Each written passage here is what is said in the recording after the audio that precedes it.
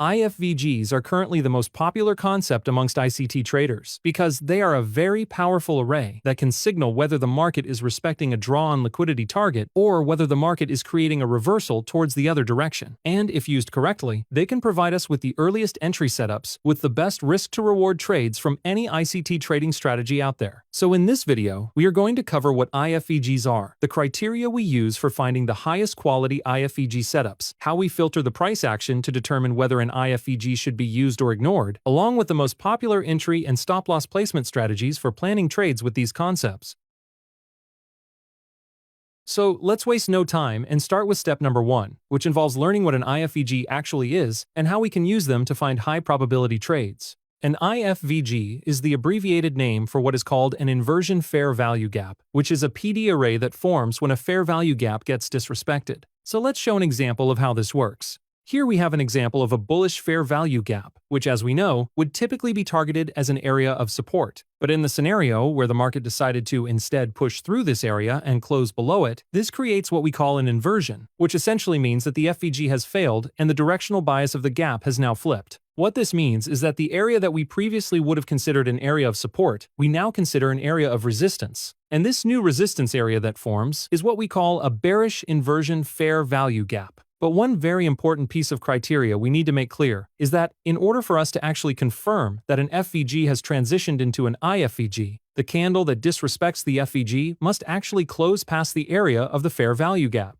Even if the candle pushes through the whole area, we cannot confirm the IFVG until the candle has closed. And this is because there is always the chance that the candle is just wicking through the area before creating a strong pullback in the other direction, which of course would mean that this wouldn't have created a valid bearish IFVG. So this covers the basic criteria for how we define a bearish inversion fair value gap, which we will cover further in a moment. But first, let's take a look at its bullish counterpart. Here we have a bearish fair value gap, which, as we know, would be considered an area that the market might target as resistance towards the downside. But through using the same logic, if the market was to disrespect this area by pushing the whole way through it with the candle closing above the area, this creates what we call a bullish inversion fair value gap, which is where the area that we originally would have considered as an area of resistance could now be used as a potential area of support instead. But again, just to be clear, the important criteria for confirming a bullish IFVG is to make sure that the candle that disrespects the bearish fair value gap actually closes above the gap's area, because until it's closed, there always remains the chance that the market could just be wicking through the area before continuing its move lower, which would mean the IFVG was never confirmed.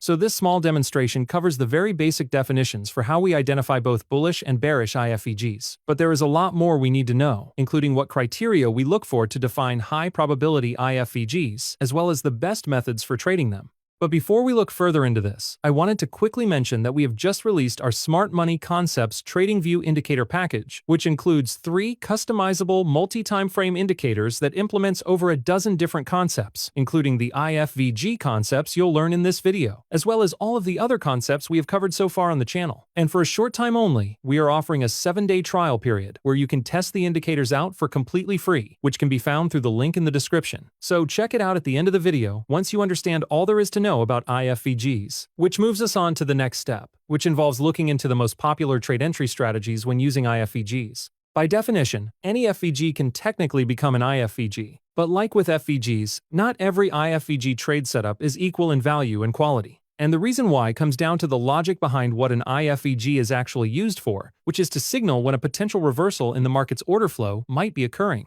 And what this means is that the areas that we can expect the highest quality IFVGs to form would be found where the market is most likely to create a strong reversal. And in terms of smart money concepts, this would be during either an attack of a liquidity level or an attack of a high time frame fair value gap. So this is where we should be looking for our IFVG setups. So if we start by taking a look at an example of how we might look for an IFVG setup during an attack of liquidity, we have this piece of a chart here where we see that the market has just pushed through a previous swing high, which in this case was acting as our current draw on liquidity. And another important detail to take note of here is that this bullish move also created a bullish fair value gap, overlapping with the liquidity level. And with this attack of liquidity, along with the creation of the bullish FVG, there are 3 potential outcomes that we can anticipate. The first possible outcome would involve the market just continuing its move up, ignoring any interaction with the fair value gap, and we would just categorize this as a continuation move. But then we have the second outcome, which would involve the market temporarily creating a retracement back down into the bullish fair value gap, where it can then find the bullish supporting strength to create the next leg up.